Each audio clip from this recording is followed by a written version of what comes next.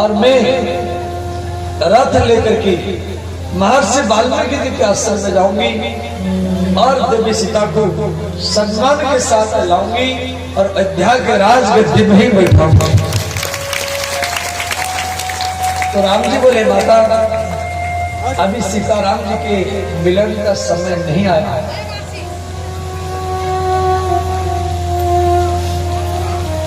अब यहाँ एक प्रश्न है, भगवान राम सीता को अलग क्यों किए? इसके 3 कारण हैं। भागवत की 8वें स्कंद में है, महर्षि भृगु की पत्नी ख्याति है। ख्याति का मस्तक देवासुर संग्राम में भगवान विष्णु काट दिए थे, इसीलिए भृगु जी विष्णु को अभिशाप देते थे, जब मुझे पत्नी की वियोग में रहना पड़ेगा और मेरा अभिशाप आपको भी रहना पड़ेगा। ये पहला कारण है। दूसरा कारण, राम जी जान करके सीता को वाल्मीकि जी के आश्रम भेजे।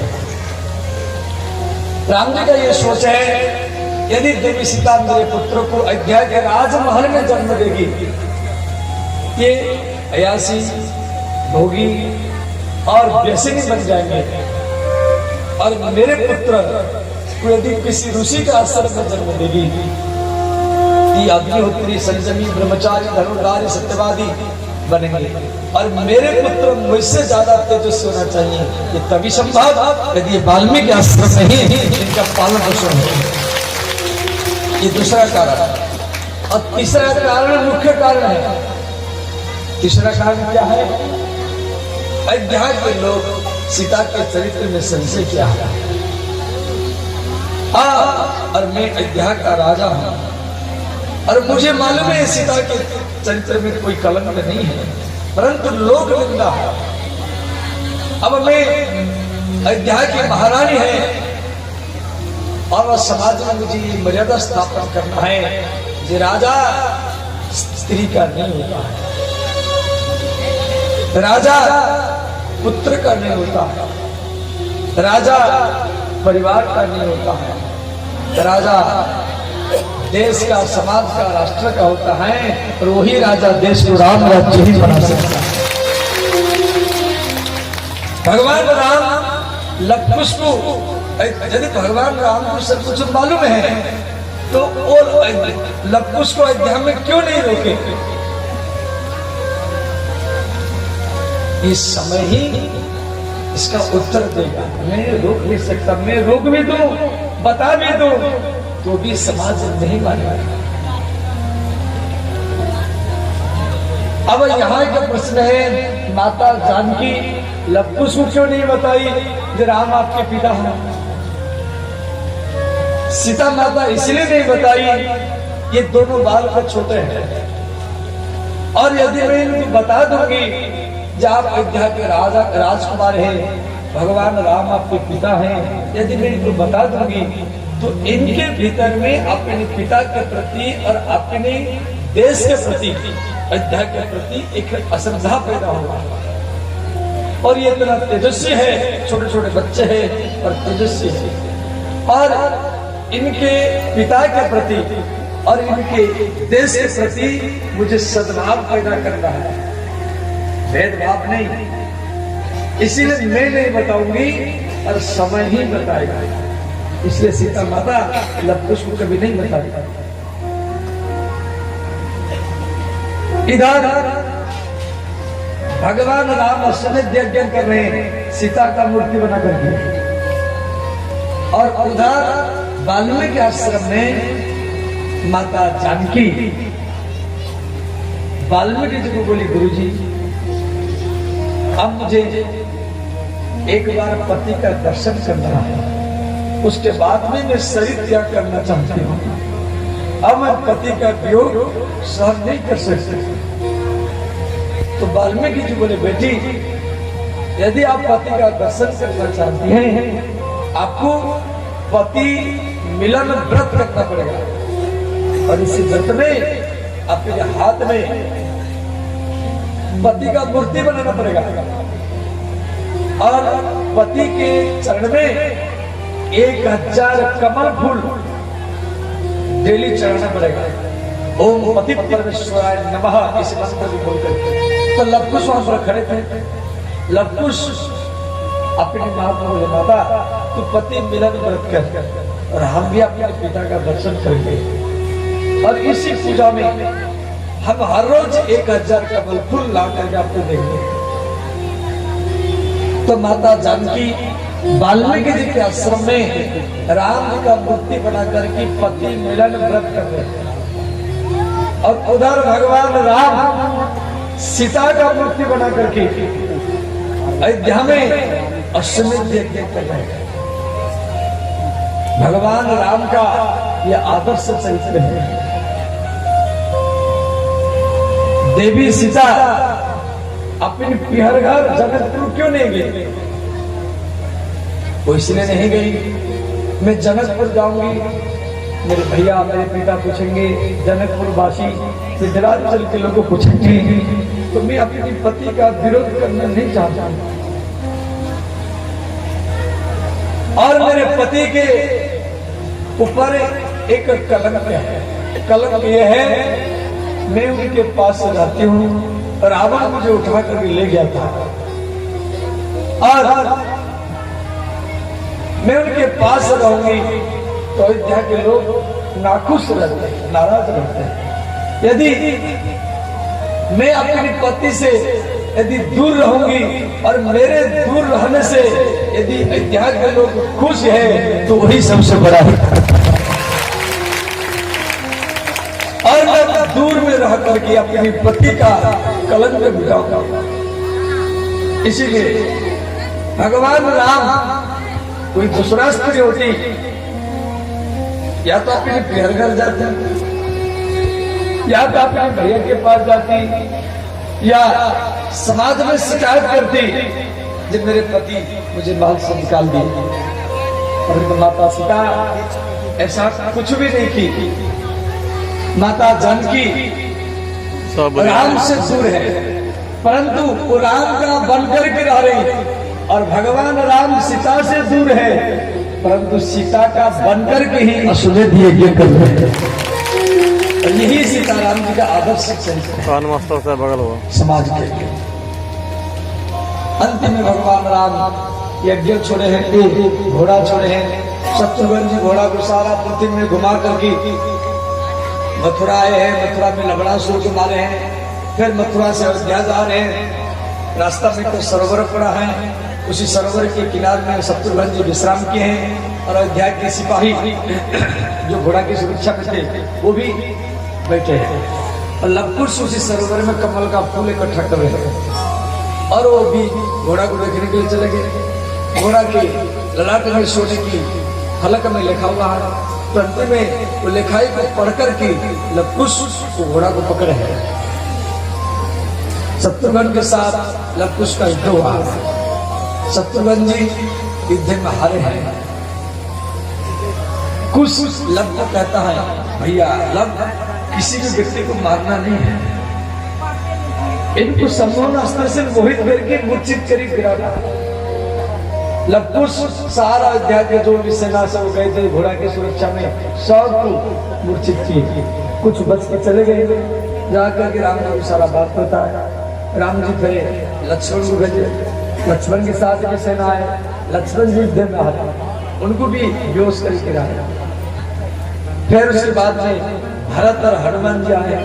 अयोध्या के सेना भी आए। भरत और लवकुश का युद्ध हुआ। लवकुश हनुमान को बांध दिए और भरत को बेहोश कर गिरा। और जो सेना थे उनको बोले, देखो आपके राजा क्यों नहीं आते हैं? आपके राजा को जाके बोलो वो आएंगे तब हम घोड़ा छोड़ेंगे। तो सेना जाकर के अयोध्या में सारा बात बताया। बोले महाराज वो दोनों बच्चे तो बड़े धर्मराज में सबको बेहोश कर गिरा। अब भगवान राम यज्ञ कुंड में श्वास कर रहे हैं। अब यज्ञ को छोड़कर भी लड़ने के लिए जा नहीं सकते। परंतु यहाँ एक प्रश्न है, जब तक वो घोड़ा नहीं आएगा तब तक यज्ञ का पूर्णाहुति नहीं होगा। इसीलिए वशिष्ठ जी के परामर्श लेकर के राम जी अपनी सेनाओं के साथ रथ में बैठ करके जा रहे हैं। इधर लवकुश आपस में चर्चा किए, भैया मालूम पड़ता है अयोध्या के राजा भगवान राम आ गए हैं और दोनों भाई धनुष में बाण लगा कर खड़े हो गए। 5 वर्ष के दोनों हैं। राम जी बोले, देखो मेरा घोड़ा मुझे दे दो और मैं अपने भाइयों को, अयोध्या के सिपाहियों को होश में ला करके चला जाऊंगा और मुझे पूर्णाहुति करना है।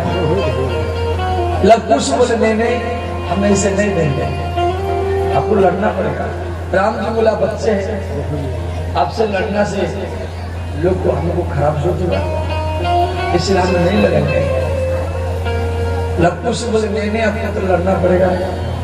आप एक बार में बाली को मारा है, मेघनाथ को मारा है, रावण को मारा है, कुंभकर्ण को मारा है, क्या वो बाण आपके पास नहीं है? आपको लड़ना पड़ेगा। यदि जीत जाएंगे तो हम घोड़ा आपको दे देंगे, यदि हार जाएंगे तो घोड़ा नहीं देंगे। राम जी को मालूम है ये दोनों पुत्र मेरे हैं, परंतु लवकुश को तो मालूम नहीं है राम हमारे पिता है। अब दोनों हटकर लड़ने के लिए भगवान राम चिंतित हो, अब मैं क्या करूं? राम जी धनुष उठा नहीं सकते। भगवान राम यदि धनुष उठा लिए और बाण लगा लिए तो उनका बाण वापस नहीं जाता। राम जी जब बाण लगा देते हैं वो बाण को वापस नहीं करते, वो छोड़ते हैं। तो इसलिए राम जी धनुष उठा नहीं रहे। इधर सीता माता चिंतित हो गई। माँ सीता के जाए हाथ फड़कने लगा तो माता जानकी वाल्मीकि जी को बोली, गुरु जी लवकुश कहाँ है? तो वाल्मीकि जी लवकुश को ढूंढते ढूंढते वहीं पर आ गए। तो वाल्मीकि जी राम और लवकुश के बीच में खड़े हो गए। लवकुश को वाल्मीकि जी बोले, पुत्र ये धनुष नीचे करो, ये बाण को धनुष से हटाओ। पुत्र जिन व्यक्तियों को आप बेहोश कराया,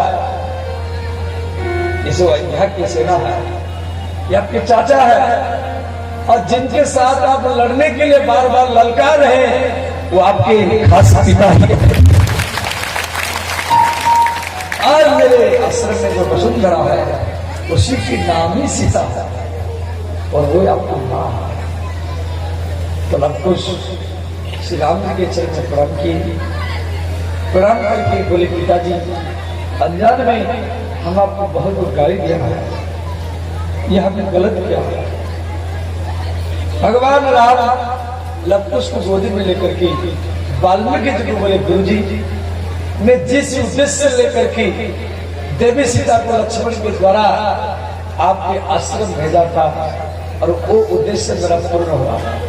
अब मेरा विश्वास हो गया मैं पृथ्वी को छोड़ करके चला जाऊंगा, तो इस पृथ्वी को मेरे पुत्र लवकुश सुरक्षा करेंगे। पृथ्वी में ऐसा कोई भी राजा नहीं है जो लवकुश के सामना ही कर सके।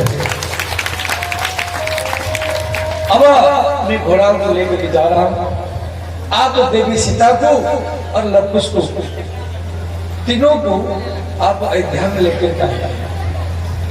राम जी भरत लक्ष्मण शत्रुघ्न हनुमान सब लेकर के और अयोध्या में गए। अयोध्या में हल्ला गुल्ला बचा। वो जो दोनों बच्चे आए थे रामायण सुनाए वही सीता के पुत्र है और वही घोड़ा को पकड़ रखे थे। सारा यज्ञ का पूर्णाहुति में ऐसे ही भीड़ होता है। और इधर एक तो पूर्णाहुति का समय था, उधर सब कुछ जानकार हो गया था जब देवी सीता लवकुश को लेकर के अयोध्या में आ गए तो सबका इच्छा था राम सीता का दर्शन भी हो जाए, इसीलिए करोड़ों संख्या में भीड़ था। तो उसी बीच में जाकर के श्री वाल्मीकि जी सबके बीच में बोले, ये राम के पुत्र है और देवी सीता के भीतर में कोई भी कलंक नहीं है। सीता अपने पति को ही भगवान मानते हैं और मैं भृगुवंश वाल्मीकि इस बात को सूर्य को साक्षी देकर कह रहा हूं, सीता के भीतर में कोई कलंक नहीं है। अब सबका नजर राम के ऊपर, राम जी क्या बोल रहे हैं। और इधर वो जो दो व्यक्ति थे जो सीता की निंदा किए थे, और वो दोनों आपस में बातचीत कर रहे हैं, भाई ये दोनों बच्चे किसके हैं। तो भगवान राम सर्वसम्मति चाहते, कोई एक भी यदि मना कर दे तो राम जी इसको स्वीकार नहीं करते। जैसे आधा से ज्यादा हो तो व्यक्ति सरकार बना देता है, आधा से राम जी के राज्य में सभी था, आधा से ज्यादा हो तो उसको मान्यता दे दे, नहीं, पूर्ण सहमत होना चाहिए। तो राम जी सीता को सब लोग कह रहे हैं जे देवी सीता को भगवान राम के वाम भाग में बैठा जाए, अयोध्या के सिंहासन में बैठा जाए, परंतु राम जी सबके ओर देख रहे हैं। और वो जो दो व्यक्ति थे वो अभी भी सीता जी के चरित्र में संशय कर रहे थे, तो राम जी समझ गए। तो भगवान राम सबके बीच में खड़ा होकर के बोले, अयोध्यावासियों, देवी सीता के भीतर में कोई भी कलंक नहीं है। मैं रावण को मारने के बाद सीता को अग्नि में परीक्षा कर लाया था, और ये दोनों पुत्र मेरे हैं, ये भी मुझे पूरा विश्वास है। परंतु अभी भी कुछ व्यक्तियों के मन में संशय है, तो इसीलिए मैं देवी सीता से और एक बार अग्नि परीक्षा मांग रहा हूं। ये सब हम आए हैं, वहां लंका में तो सब नहीं थे, तो यहाँ पर सब आए, इनके बीच में देवी सीता और एक बार अग्नि में प्रवेश करेगा। ये बात को सुन करके सब स्तब्ध हो गए। अब सबका नजर सीता माता के ऊपर। तो माता जानकी राम जी को प्रणाम की, कौशल्या कई सुमित्रा को प्रणाम की, वशिष्ठ विश्वामित्र वाल्मीकि आदि ऋषियों को प्रणाम की, अयोध्यावासियों को प्रणाम की, लवकुश को गोद में लिया और लवकुश को चुंबन दिया। चुंबन देने के बाद में शिक्षा भी दिया का पुत्र, आज के बाद आपके पिता आपको मां का प्रेम देंगे। पिता के जागने से पहले जागना, पिता के सोने के बाद में सोना।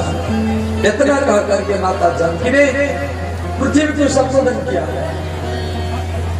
माता पृथ्वी को संबोधन किया, हे माता पृथ्वी, यदि मैं सच में पतिव्रता हो तो मुझे अपनी गोदी में स्थान दे। और इतने में धरित्री फट गई और माता जानकी पृथ्वी के भीतर में कूद गई। भगवान राम दौड़ करके आए, तो माता जानकी तो पृथ्वी के भीतर में चले गई। तो राम जी सीता के आंचल को पकड़ लिए।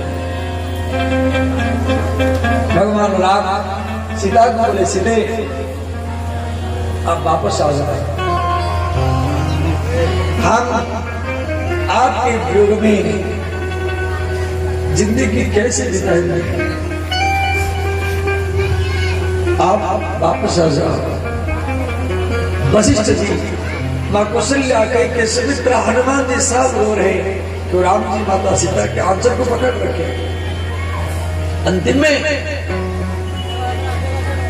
माता पृथ्वी को राम जी संबोधन किए, हे पृथ्वी देवी, आप मेरे पत्नी को मुझे वापस दे दो। राम जी को क्रोध आया। भगवान राम पृथ्वी को संबोधन किए, बोले, देवी, यदि मैं समुद्र को सुखा सकता हूं और रावण को मार करके लंका से सीता को ला सकता हूं, क्या मैं तेरे भीतर से अपनी पत्नी सीता को ला नहीं सकता हूं? तो उस समय माता जानकी ने राम जी को सांत्वना दी और बोली, हे नाथ, आप मेरे आंचल को छोड़ दीजिए। इस युग में जो लीला करना था तो मेरा समाप्त हो चुका है। और जब भी आप मुझे याद करेंगे, आप मेरे अंग स्पर्श का, हाथ स्पर्श का अनुभव करेंगे। अब अगले युग में, द्वापर युग में जब श्री धाम वृंदावन में आप कृष्ण बनेंगे तो नाम को राधा के रूप में मिल जाएगा।